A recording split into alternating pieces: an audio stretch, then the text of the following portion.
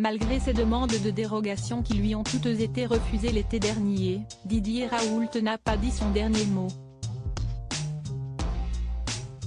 Il a, certes, été contraint de prendre sa retraite, ayant dépassé les 68 ans autorisés pour travailler en tant que professeur d'université et comme praticien hospitalier, mais le chercheur de 71 ans continue de se rendre quasiment tous les jours à son bureau marseillais de l'IU, Institut hospitalo-universitaire, qu'il a dirigé pendant des années avant de se voir évincé en 2022.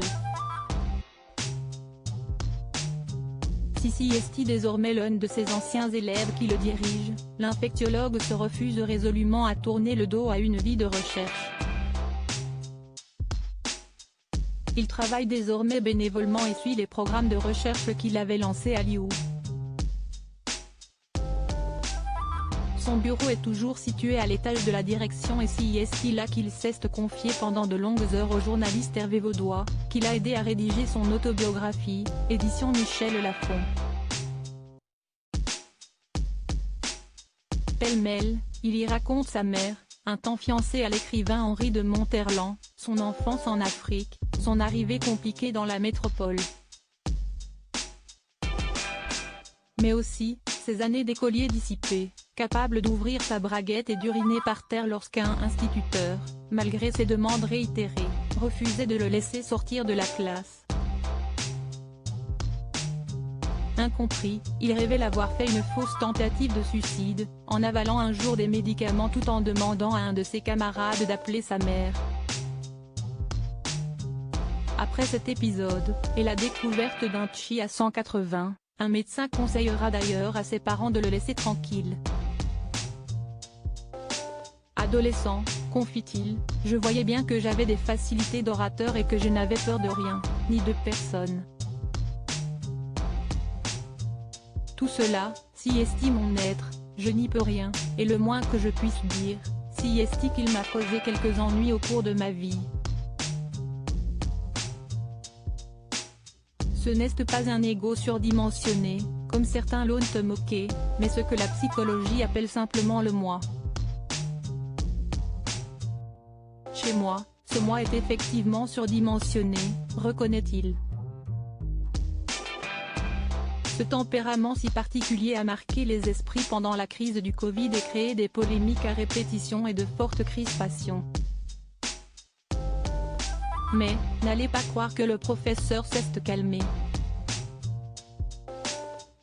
Bien au contraire.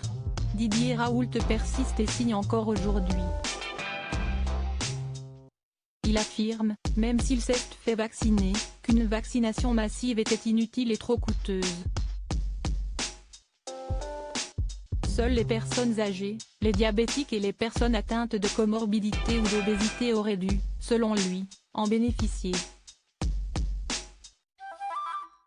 Il n'a rien oublié des attaques lancées contre lui et contre l'hydroxychloroquine qu'il préconisait d'utiliser contre le virus, aux grandes dents d'une majorité de spécialistes. Je ne l'ai néanmoins jamais senti abattu, témoigne Hervé Vaudois. Les polémiques l'ont certainement affecté mais il n'a rien montré. Dans son autobiographie, l'infectiologue rappelle la formule assassine d'Olivier Véran qu'il a alors qualifiée de MacGyver déguisé en chaman. Il souligne que ce look, cheveux longs et bagues avec des têtes de mort, tant brocardées, a été adopté par amour pour son épouse Natacha, la seule, glisse-t-il, à laquelle j'ai toujours été soucieux de plaire. Et comme elle me préfère barbu avec des cheveux longs, sans montre luxueuse aux poignets ni chaussures sur mesure aux pieds, je m'efforce depuis plus de 40 ans de répondre à ses désirs plutôt qu'à ceux d'un ministre. Le professeur lui sait gré de l'avoir toujours épaulé, y compris dans la crise, jouant les boucliers. Je n'ai jamais lu, regardé ou écouté les articles et les émissions qui m'étaient consacrés, assure-t-il.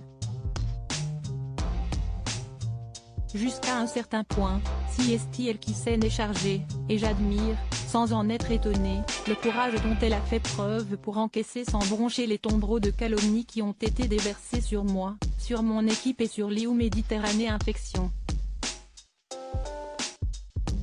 Pour profiter de lui, Natacha a réduit ses heures à son cabinet de psychiatre à Marseille. Natacha l'aide aujourd'hui à passer le cap de cette retraite qu'il n'avait pas désirée.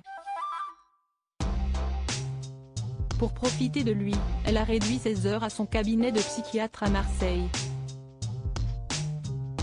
Avec leur fille, Lola, elle aussi psychiatre, née en 1988, et leur fils Sacha, enseignant-chercheur en criminologie et sociologie, né 5 ans plus tôt, ils forment un clan soudé. L'infectiologue a également eu une fille aînée, Magali, née d'une précédente union. Les vacances, avec ses petits-enfants dans son chalet des Alpes où il aime les emmener, ne seront plus sacrifiées à cause de son métier. Autre motif de satisfaction pour le professeur rebelle, son aura à Marseille qui n'a jamais fait bout. Dans la rue, les gens viennent lui dire merci comme s'il était une rockstar. Il a même droit à des bougies ou un santon créé à son effigie, s'amuse Hervé Vaudois. Sa première admiratrice reste sans aucun doute son épouse. Lorsqu'elle relisait le manuscrit de son autobiographie et que le journaliste pointait un passage trop empreint d'autosatisfaction, Natacha préconisait de le garder. Il est vrai qu'aimer, si est-il regarder dans la même direction. Cet article est à retrouver dans Gala M° 1559, disponible dans les kiosques ce jeudi 27 avril 2023. Crédit photo, Coadic Guirec.